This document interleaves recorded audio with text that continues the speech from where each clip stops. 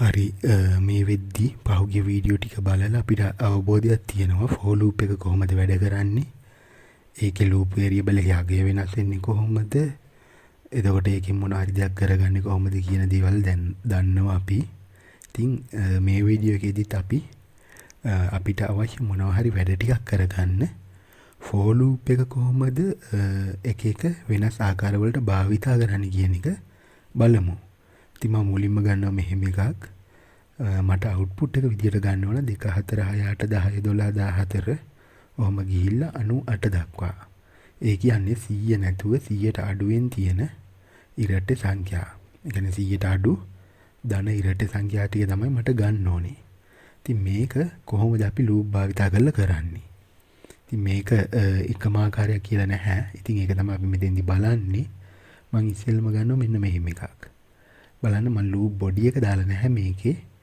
Loop එකේ තියෙනවා ඉනිෂියලයිසේෂන් part එක int i සමානයි 1යි. දැන් අපි දන්නවා මේක පටන් ගන්න එකෙන් කියලා. ඊට පස්සේ මේකේ කන්ඩිෂන් එක තියෙන i කුඩායි 50 කියන එක.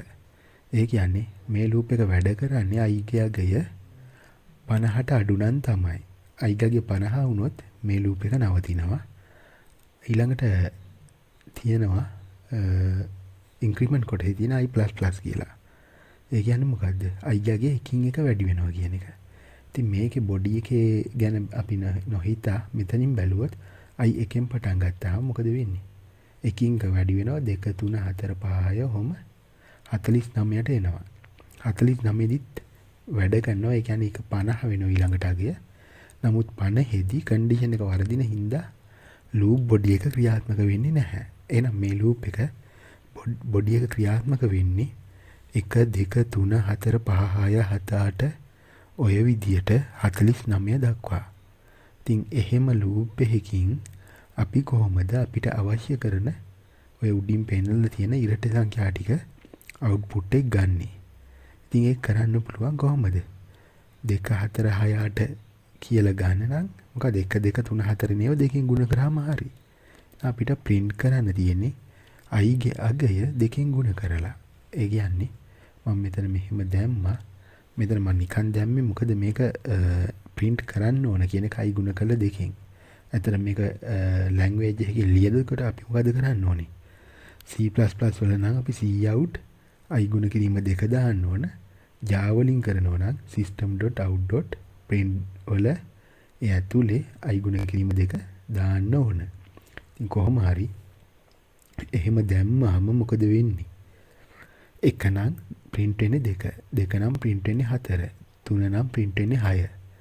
එහෙනම් අපිට අන්නේ විදියට මේ ලූප් එකෙන් අපිට අවශ්‍ය ප්‍රතිඵලය ලබා ගන්න පුළුවන්.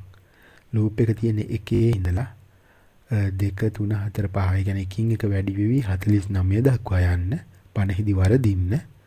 එතකොට මේක මොකද වෙන්නේ? එහෙනම් ඒ හැම අවස්ථාවකම අපි i ගේ අගය දෙකෙන් ගුණ කරලා print කරගත්තොත් අපිට අවශ්‍ය ප්‍රතිඵලය ලබා ගන්න පුළුවන්. ඉතින් මේකේ මෙතන ඒ කියන්නේ වෙන්න ඕනේ කොහොම හරි එකෙන් පටන්ගෙන එකින් එක වැඩි වෙලා ගිහිල්ලා 50 දි වරදින්න ඕන. 49 දිත් වැඩ කරලා 50 දි වරදින්න ඕන. මේක නෙවෙන්න ඕනේ 49ත් ඕකේ 50 වැරදි. ඉතින් ඒකට මෙතන කන්ඩිෂන් එක අපිට 50ට අඩු කියලා දාන්නත් පුළුවන් නැත්තම් 49ට අඩු හෝ සමාන කියලා දාන්නත් පුළුවන්. ඒකේ ගැටලුවක් නැහැ. එතන කොහොම හරි 49 දිත් වැඩ කරලා 50 දි වරදින විදිහේ කන්ඩිෂන් එකක් තමයි තියෙන්න ඕනේ. හරි. ඉතින් ඔය විදිහට අපිට ගන්න පුළුවන් for loop එකකින් ඔය ප්‍රතිඵලය. ඉතින් ඕකම මම බලනවා මෙහෙම එකක්. දැන් මේකේ බලන්න. ඉනිෂියලයිසේෂන් එක තියෙන i සමානයි 2යි කියලා. ඊට පස්සේ කන්ඩිෂන් එක තියෙන්නේ i 99ට අඩු කියන එක. ඊට පස්සේ මේකේ තියෙන්නේ ඉන්ක්‍රිමන්ට් කොටස i සමානයි i ධන 2යි කියලා. ඒ කියන්නේ දෙකෙන් පටන් ගන්නවා. අපි බොඩි එක අමතක කරොත් දෙකෙන් පටන්ගෙන ඒ කියන්නේ මේකත් වැඩ කරනවා 99ට අඩු සියලු වගයන් සඳහා. 99 තමයි මේක වරදින්නේ. දැන් දෙකෙන් පටන් ගත්තාම බලන්න 2 2 තමයි එකතු වෙන්නේ කියලා තියෙන්නේ. දැන් දෙකෙන් ඊළඟට 4 එහෙමයි යන්නේ. 2 2ක් එකතු වුණාම 4, 2ක් එකතු වුණාම 6, 2ක් එකතු වුණාම 8, ඉතින් එහෙම යනවා 98ටත් යනවා. මොකද 98 එදිත් කන්ඩිෂන් එක හරි. ඉතින් 98 එදිත් කන්ඩිෂන් එක හරි නම් ඊට පස්සේ ඒකත් කරලා ගිහිල්ලා දෙකක් එකතු වුණාම 100 තමයි හැදෙන්නේ. 100 හැදුනහම මොකද වෙන්නේ? 100 හැදුනහම 99ට අඩුයි කියන කන්ඩිෂන් එක වරදිනවා. එහෙනම් අන්න එතනින් නවතිනවක. එහෙනම් ඕකෙනුත් අපිට කරන්න පුළුවන්. මොකද කරන්න ඕනේ? ඉතින් මේකේ අයිවලගේ වෙනස් වෙන්නෙම 2 4 6 8 විදියට 98 දක්වා. ඒ කියන්නේ අපිට අවශ්‍ය දේම තමයි. එහෙනම් ඒ වගේ එක නිකම්ම i print කරගත්තාම හරි අපි. එතකොට i print කරගත්තාම අපිට ඒකේ අදාළ output එකම ගන්න පුළුවන්. ඉතින් මේ එකම output එක loop දෙකකින් අපි ගත්තේ බලන්න මෙතන තියෙන්නේ 1 ඉඳලා 49 දක්වා දුවන loop එකක්. මේකේ තියෙන්නේ 2 ඉඳලා 98 දක්වා දෙකෙන් දෙකට දුවන loop එකක්. ඉතින් කොහොම කරත් අපිට ඒ output එක ගන්න පුළුවන්. ඉතින් ඕක loop එක වැඩ කරන විදිය දැන් අපි දන්නවා. කලින් වීඩියෝ ටිකෙන් අපි ඕක ගැන අවබෝධයක් තියෙනවා අපිට. හරි ඊළඟට මම ගන්න තව එකක්. මේක මම ප්‍රෝග්‍රෑම් එකක් විදියට ලිව්වා. ඒකෙත් තියෙන්නේ මොකද්ද? දෙකෙන් පටන් ගන්නවා. හරි ඒකත් 99ට අඩුයි තමයි කන්ඩිෂන් එක. හැබැයි මෙන්න මෙතන දෙකෙන් දෙක යන වෙනකොට මේකේ එකෙන් එක යන්න i++ එකක් තියෙන්නේ. ඊට පස්සේ බලන්න මේකේ වෙනදී දෙක එහෙනම් දෙක print කරා. මෙන්න මෙතන body එකේ තියෙනවා i++ එකක්. ඒ කියන්නේ 3 වෙනවා. ඊට පස්සේ මෙතෙන්ට ආවම ඉන්ක්‍රිමන්ට් එකෙන් 4ක් වෙලා ආපහු 4 දිත් වැඩනේ කන්ඩිෂන් එක හරිනේ. එහෙනම් 4 print වුණා. මෙතනින් 5ක් වුණා, 6ක් වුණා. 6 print වුණා, 7ක් වුණා, 8ක් වුණා, 8 print වුණා, 9ක් වුණා, 10ක් වුණා, 10 print වුණා. එහෙනම් මොකද වෙන්නේ? මේකේ loop එකෙන් වැඩි වෙන්නේ එක වුණාට loop body එක ඇතුලේ අපි තව එකක් වැඩි කරන්න දාලා තියෙනවා. ඒ කියන්නේ පටන් ගන්න දෙකෙන් ඊට පස්සේ print කරාට පස්සේ body එකෙන් ඒක 3 ගන්නවා. ආපහු loop එක ඇතුලේ දාපු එකෙන් අපි ඒක 4 කර ගන්නවා. ඉතින් දෙකෙන් දෙක එකතු වෙන්න ඕන එක. දැන් මෙතන කරේ කෙලින්ම දෙකක් එකතු කරපු එක. මෙතන කරන්නේ පියවර දෙකකට body එක ඇතුලේදී එකකුත් මෙතෙන්දී එකකුත් විදියට දෙපාරකට ඒ දෙක එකතු කරන එක. ඉතින් වැඩි පේලියක් වැඩි වෙනවා. කෙලින්ම අපිට මේක දැම්මහම කෙරෙන දේම තමයි මේත් වෙන්නේ. හැබැයි එකපාරට දෙකක් එකතු කරන වෙනුවට body එක ඇතුලෙන් එකකුත් ආපහු මෙතනින් එකකුත් අගේ වැඩි කිරීම තමයි මේක කරලා තියෙන්නේ. ඉතින් ඒක හරි. ඊළඟට මේක බලන්න. මේකත් ඒ විදියෙම එකක්. මේකේ හැබැයි මෙතන කරලා තියෙන්නේ මෙන්න මේකේ output එක ඊට පස්සේ තමයි එකකින් වැඩි කරන්නේ. මේක එකකින් වැඩි කරලා ඊළඟට output එක දෙනවා. එතකොට ඒ ඇරෙන වෙනසක් නැහැ මේකේ. මේක C++ වලින් ලිව්වා මේක Java වලින් ලිව්වා. එච්චරයි වෙනස. මොකද වෙන්නේ? එතකොට ඕකේ එකෙන් පටන් ගන්න හැබැයි මෙතන දෙකෙන් පටන් ගත්තට මෙතන එකෙන් පටන් ගන්න. එකෙන් පස්සේ මේකෙන් දෙක කරලා දෙක print කරනවා. මෙතනින් 3 වෙනවා. හැබැයි ආයි මෙතනින් 4 කරලා තමයි ඒක print කරන්නේ. ඊට පස්සේ මෙතනින් 5ක් වුණාම මෙතනින් 6 කරලා 6 print වෙනවා. ඉතින් මොකද වෙන්නේ? ආපහු වෙන්නේ 2 4 6ම තමයි. එතකොට ඔය loop ගන්න පුළුවන්. එතකොට දැන් උඩ තියෙන ඒවා ගත්තොත් පොඩ්ඩක් දේවල් අඩුයි. මොකද්ද? loop body එක ඇතුලේ අපි දාන ඕනේ print statement එක විතරයි. උඩ දෙකේම. නමුත් මේ පහලින් තියෙන දෙකේ අපි i++ කියන එකක් body එක ඇතුලේ ලියලා තියෙනවා. ඉතින් එහෙම බැලුවොත් අපිට උඩ තියෙන එකක් ලියන එක ලේසියි. නමුත් පහළ තියෙන ඒවායි අමතරව පේලි දෙකක් ලියන්න වෙනවා. ඒක හරි. නමුත් පහළ තියෙන එකේ එක වාසියක් තියෙනවා මොකද්ද? body එක ඇතුලේ අගයන් දෙකක් තියෙනවා. මොකද්ද body එක ඇතුලට පටන් ගනිද්දි තියෙන අගය body එක ඇතුලේදී i++ එකකින් වැඩි කරනවා. කියන්නේ body එක ඇතුලේ අගයන් දෙකක් යොදා ගන්න හැකියාව තියෙනවා ඒ loop වල. ඒ කියන්නේ 3 5 7 වගේ අගයනුත් body එක ඇතුලේ හැදෙනවා. අපිට අවශ්‍යතාවයක් තියෙනවා නම් ඒවත් මොනකට හරි යොදා ගන්න පුළුවන්. එහෙනම් දැන් අපිට පැහැදිලි එකම වැඩේ එකම output එක ගන්න loop එක වෙනස් කර කර අපිට ආකාර කීපයකට ලියන්න පුළුවන් කියන එක. ඉතින් මේ ඔක්කොගෙම ඔය කියන දෙකේ ඉඳලා 98 දක්වා තියෙන ඉරට්ට සංඛ්‍යා ටික ලියා ගන්න පුළුවන් අපිට. හරි. එහෙනම් ඒ උදාහරණේ හරි. අපි ඊළඟට තව එකක් ගමු. මම මෙන්න මේක ගන්නවා. අන්න 1 2 ඒ කියන්නේ 1 ධන 2 ධන 3 ධන 4 ධන 5 ධන 6. දැන් මේකේ උත්තරේ කීයක් වෙනවද? 1 2 3යි 3යි ඊළඟට මොකද වෙන්නේ? අපිට මෙහෙම බලන්න පුළුවන් 1 2 3යි 3යි 3යි 6යි 6යි 4යි 10යි 10යි 5යි 15යි 15යි 6යි 21යි. එහෙනම් 21 තමයි උත්තරේ. මෙන්න මේ 21 හරි එහෙම 21ම නෙමෙයි මං කියන්නේ. ඔහොම සංඛ්‍යා ටිකක් එකතු කරලා උත්තරේ ගන්න අපි ප්‍රෝග්‍රෑම් එකක් ලියන ලූප් වලින් කොහොමද කරන්නේ? දැන් මේක නම් ලේසි අපිට අපි දන්නවා සංඛ්‍යා ටික නම් හදාගන්න පුළුවන් 1 ඉඳලා 6 වෙනකන් යන ලූප් එකකින් 1 2 3 4 5 6 කියලා වැඩි වෙන ලූප් එකකින් අපිට සංඛ්‍යා ටික හදාගන්න පුළුවන්. එතකොට ඒ කියන්නේ 6ට නෙමෙයි අපිට ලූප් එක 1 ඉඳලා 100ට යනකන් දිවෙව්වොත් අපි දන්නවා ඒක කරගන්න විදිය මේකට හදන ප්‍රෝග්‍රෑම් එකෙන්ම අපිට 1 ඉඳලා 100ට උනත් එකතුව හොයන්න පුළුවන් කියන එක. හරි. දැන් මෙතෙන්දී මම ගන්නවා මෙහෙම. බලන්න 1 ඉඳලා 6 වෙනකන් යන්න එකක් ඕනවට. එතකොට බලන්න මේ කොහොමද එන්නේ? 1න් පටන් ගත්තා. කුඩා හෝ සමානයි 6. එකින් එක වැඩි වෙන්නේ එහෙනම්. එකේදී මේ බොඩි එකේ තියෙන දේවල් ටික කරා එකේදී දෙකක් වුණා. ඊට පස්සේ දෙකේදීත් කරනවා. 3ක් වුණා. මෙතන බැලුවා 3ේදීත් කරනවා. 4ක් වුණා. මෙතන බැලුවා ඒකෙදීත් කරනවා. 5ක් වුණා. මෙතන බැලුවා 5ේදීත් වැඩ. 6ක් වුණා. මෙතන බැලුවා ඒත් හරිනේ. මෙතන 6 ආවත් 6 ඒත කුඩා හෝ සමානක් තියෙනවා. එහෙනම් 6ේදීත් වැඩ කරාම මෙතෙන්ට ගියා 7ක් වුණා. ඔන්න දැන් මෙතෙන්ට ආවහම 7 කුඩා හෝ සමාන 6 කියන එක වැරදි. එහෙනම් මේ ලූප් එක වැඩ කරන්නේ කොහොමද? 1 ඉඳලා 1 2 3 4 5 6. එහෙනම් මේ ලූප් එකෙන් අපිට 1 2 3 4 5 6 කියන ටික හදාගන්න පුළුවන්. ඒක අපි දන්නවා දැනටත්. දැන් මේක කොහොමද අපි ගන්නෙ? එකතුව ගන්න. ඉතින් මම මේකට ලූප් එක උඩින් හදා ගන්නවා sum කියලා variable එකක් int වලින් ඒක බිඳුවයි කියලා අගය දා ගන්නවා. එතකොට මේකේ ආරම්භකගේ බිඳුවයි. ඊට පස්සේ බොඩි එක ඇතුලේ දානවා sum + i කියලා එකක්. එතකොට මොකද වෙන්නේ? දැන් අපි දන්නවා sum බිඳුවයි. ඊළඟට දැන් ඔන්න sum වලගේ බිඳුවයි තියෙන්නේ. ඒක හරි. ඊට පස්සේ i වලගේ එකයි මුලින්ම. i වලගේ එකයි එකේදී ලූප් එක වැඩ කරනවා. sum බිඳුවයි i එකයි කියන්නේ එකතුව කීයද? එකයි. තියෙන sumට i එකතු වෙනවා. එහෙනම් බිඳුවට එක එකතු වුණාම අලුතෙන් sum ගියගේ කීයද? එකයි. ඊට පස්සේ ඒක කරලා යනවා මෙතෙන්ට. i දෙකක් වෙනවා. මේක හරිනේ. එනවා මෙතෙන්ට sum වල දැනට තියෙන්නේ 1.